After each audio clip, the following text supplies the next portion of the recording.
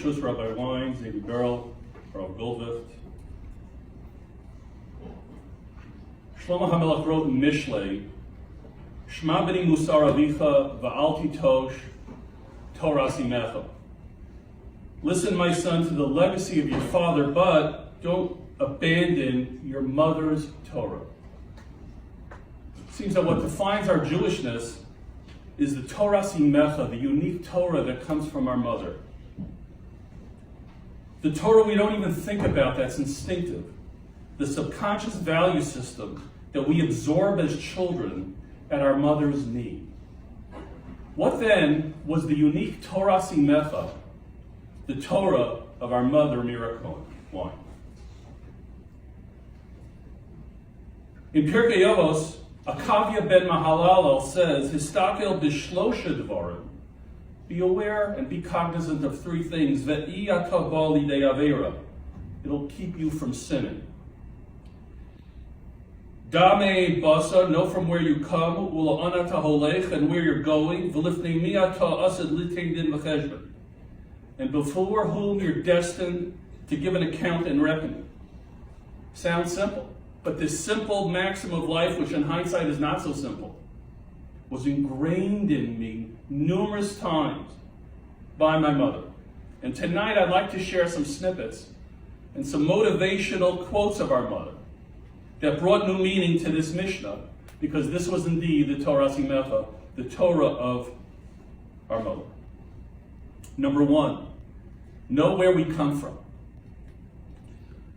Our mother took great personal pride in the fact that she stemmed from aristocracy, and her family was part of the great dynasty of the Hasidic chain of Vizhnitz. And she viewed herself as the last survivor of a bygone era, the surviving princess of a lost royalty of a dynasty, the last link to a vanished and vanquished world of terms that I never really heard of before. Vizhnitz, Kosav, Antoniya, Zalishchik, Rizhin, archaic worlds that was, but they were Hasidic courts. She was very proud of her father, Harav Baruch Hagar, who I'm named after, but to me as a young boy, this man was a black and white picture hanging on the wall, and I struggled as a child to see how or if I resembled him facially in any way. I tried to understand and appreciate the enormity of who he was and how my mother expected me to fill his shoes. When the Iron Curtain lifted and her father and grandfather's gravesite was discovered, their burial plots, she literally dropped everything to travel to the backwards and God-forsaken Transnistria labor camp to erect a tombstone on their forgotten graves. This trip and this mission became the focal point of her life at that time, and it filled her with incredible meaning and purpose and validation. And she was finally able to give back to the father and grandfather who was taken from her, actually ripped from her, when she was a child, and for whom she longed desperately for. And she reveled in her ancestry and tradition and passed it on to me and my siblings in several different contexts. Now, while my father learned with me every Shabbos, it was my mother, the Torah simecha. It was my mother who had the privilege of learning with me Limudei Kodesh homework every night during the week. And while my mother was a gifted and talented teacher, well, when it came to me, I presented a unique challenge to her teaching skills and to her patience. In elementary school, I wasn't exactly the most inspired of students. I had lackluster grades. I was in the company of brilliant classmates who became Regent Scholars winners. They eclipsed me in many ways. I preferred playing basketball, watching TV, reading science fiction, and writing comedy. Yet, my mother would not give up or let up on wanting her son to be well-versed in Torah. She wanted me to share her excitement with the beautiful Dvar Torah. When she read a Rashi to me, she understood the rhythm, the rhetoric questions. She always expected me to tap into the beauty of the melody of Torah, the rhythm of Torah, the song of Torah. And it was totally and completely beyond her that her own son had trouble grasping what Rashi was saying. It was so obvious to her. It sang to her, it resonated in her. And why wasn't it equally obvious to me? She loved going to shiurim by Rabbi Moshe Chait, Rabbi Ralph Pelkowitz, and Rabbi Meir Goldvik. And she would call me and tell me about these quote-unquote gems, these pearls. This is the way she referred to a beautiful Dvar Torah as a pearl. And she called me with excitement and appreciation. She wanted me to absorb her love of Torah and her love for Eretz Yisrael. To her, the Torah was Hashem's song to us, and that we had to strive to appreciate the subtle nuances of the music, of the score, of the conductor, and of the musicians that only a consummate musician can appreciate. And my mother's Ivrit and her Yiddish was of the richest quality and fiber. It was not only grammatically correct and perfect in every way, in every nuance of diktuk, it was also melodious. Somehow I understood what she was saying to me in Hebrew and in Yiddish, even though I didn't know a single word of Hebrew or Yiddish. Her European Yiddish was rich in heritage. Her Israeli Ivrit was on par with the Hebrew linguists of Israel. And she would ask me rhetorically, and hence the Torah Simecha. And I could hear her voice saying this to me hundreds of times. I'm going to share these motivational quotes with you. She would call me Baruch Ol, affectionately. Baruch Ol, how do you expect to ever become a Talmid Chacham like your father and your Zaydis if you don't learn Torah? Now, while this might sound like the infliction of guilt, and it probably was guilt at its best, but to my mother, it was all about the obligations that come from being a descendant of great rabbis. To her, guilt was not necessarily a bad thing, because she used it in a beautiful way to inspire us to set the bar high, to walk in our grandparents' footsteps and to be proud of a certain genetic DNA. It was about knowing where we came from. It wasn't a mere genealogical biography on a resume. Where we came from carried with it and brought with it a heavy responsibility to perform. She had this vision for me to embrace, to make my own. She presented herself regally, not out of vanity, but rather out of an aristocratic bearing and heritage that she represented. And she projected a magnificent expectation to follow in the footsteps of her illustrious family's yichus and aristocracy. And she wanted accomplishment in Torah and greatness. Mommy was a great, gifted storyteller of her life that was in Chernovitz, Romania, before the Nazis took everything away from her. And her beautiful and hypnotic stories were always sprinkled and peppered with humor, with inspiration, goodness, moral clarity, and justice. Even the stories of Mesiras Nefesh and sacrifice by her family in the horrors of the Transnistria concentration camp were not shared to torment, not shared to guilt, not shared to cause terror, but were shared to inspire and instruct. She never stopped speaking about how there were 45 members of her family who entered that German labor camp, but only 5 were able to eventually escape death. Of how, as a very small child, she was forced to witness her father and grandfather both die on the same day from typhus. Yet they observed the Torah's laws under the harshest of circumstances. Of how she and her brother and mother survived that ordeal and in 1946 were able to arrive to then Palestine before the state of Israel was established. And how she spent the remainder of her youth in a girls' orphanage in Bnei Brak, because her mom did not have the financial funds or wherewithal to raise her at home. Her stories were lessons in fortitude, faith, and unbounded courage about where she came from. She employed other techniques to convince me to learn. I oftentimes heard her say to me, Baruch Ol, how do you expect to learn Torah with your sons like Daddy does with you if you don't know how to learn on your own? Well, that was a different attack. With this different motivational strategy, she was in essence telling me that transmitting her Masorah to my future children, I was a kid at the time, was a foregone conclusion. Her motivation was to make us realize that her link in the chain didn't end with her, but continued through her to us. That we are critical links in a chain of greatness that can have no future and can have no continuity unless we work hard to make something of ourselves. She instilled within us a profound sense of achrayus and responsibility to perpetuate what was lost in the Holocaust and to forge a destiny of greatness.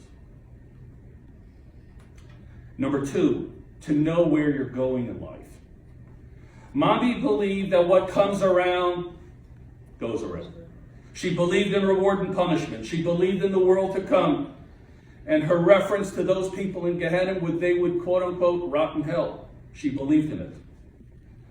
I recall my mother teaching me about a famous Tana named Rav Chanina ben Dosa, and had a wife, and they were suffering from crushing poverty.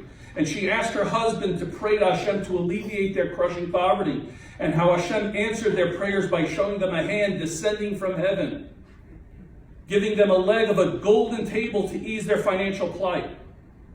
And how that night she dreamed that in the future, in the world to come, the righteous will eat at a golden table that had 3 legs, but she would only be eating on a table that only had 2 legs, and wobbled and tippy-toed over because it was not stable.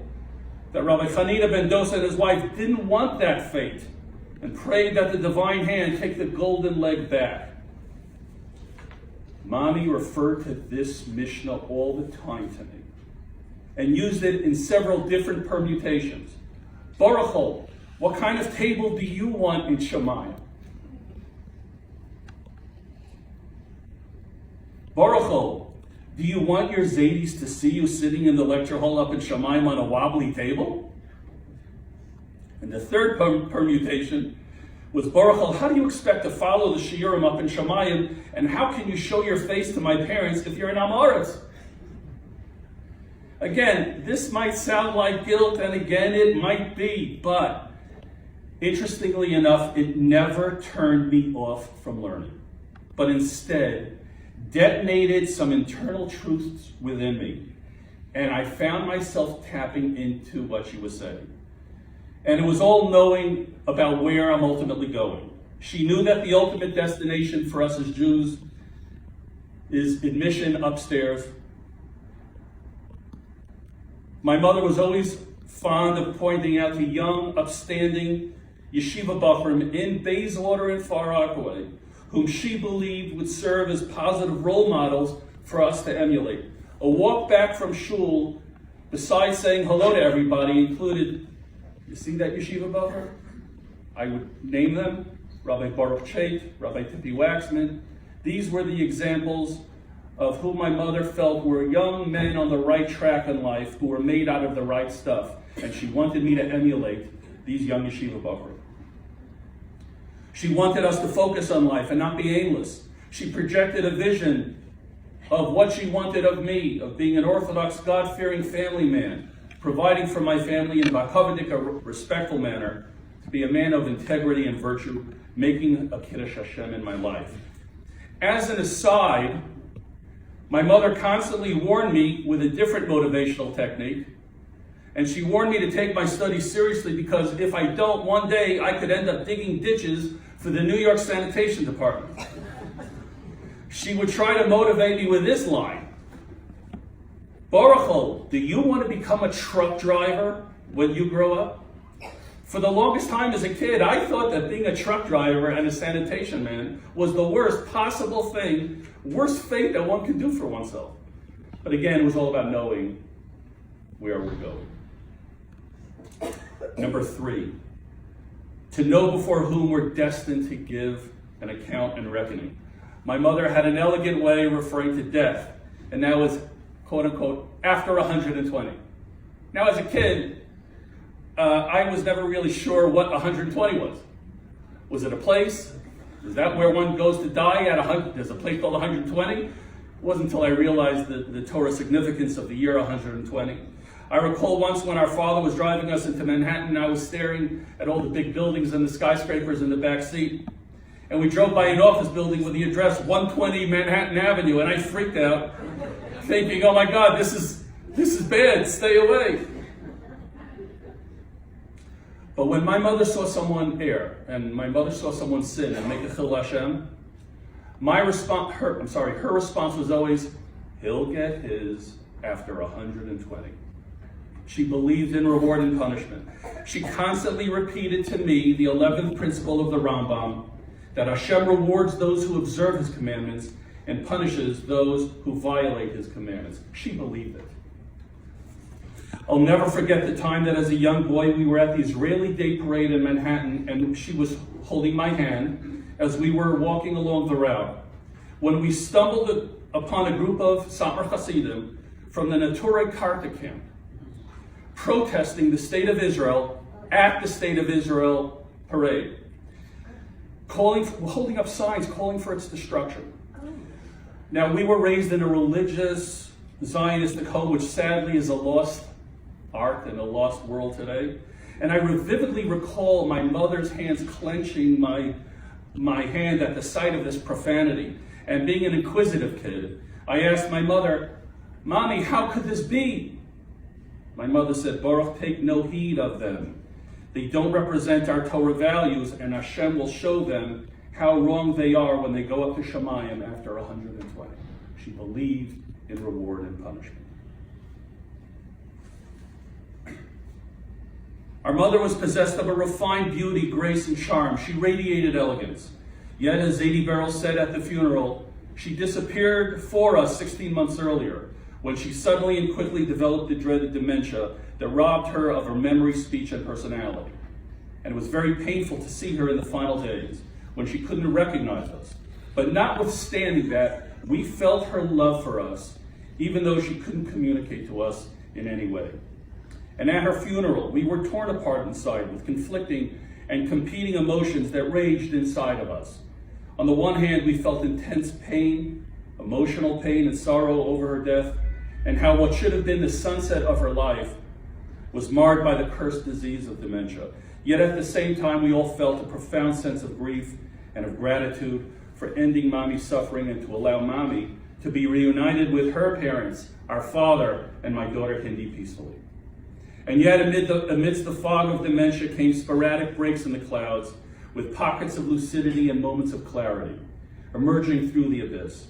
When Mommy's eyes warmed and widened in recognition of us, however fleeting that window of opportunity was, we were able to feel her neshama reaching out to us while she couldn't speak, with warmth and with love and happiness and even laughter, and how grateful we were to Hashem for such fleeting moments of reconnections. It's been a year since she died, and I have faithfully said Kaddish for her and heavily carried her beloved memory in my heart. I have also kept the painful scar of her last days embedded deeply in my soul, entrenched in my psyche. While I was grateful to be with her in her final days together with all of her children, my wife Adina, my brother Mich, and his wife Yocheved, and my sister Miriam and her husband Chaim, I was deeply and profoundly devastated by her passing. It left a gaping hole in my soul. For some reason, more so than my father's passing. But yet, witnessing my mother being buried next to my father's grave on Har Menuchos, fulfilling their final wishes, was of extreme significance and importance and comfort to us. So, Mommy, I took the heat of the Torah Simecha.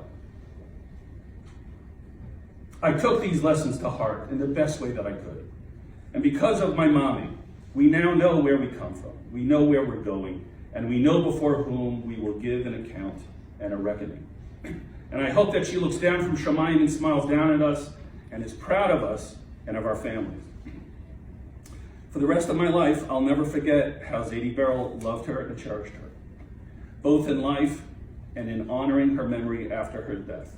How he honors our family by still flying from Israel to America to participate in our family's simchas out of his continued affection for my mother and the family. We could not have asked for a better stepfather. Zadie Berel has become and is now the patriarch of our family. He truly is our second father. May her memory be a blessing to all and to all of Israel.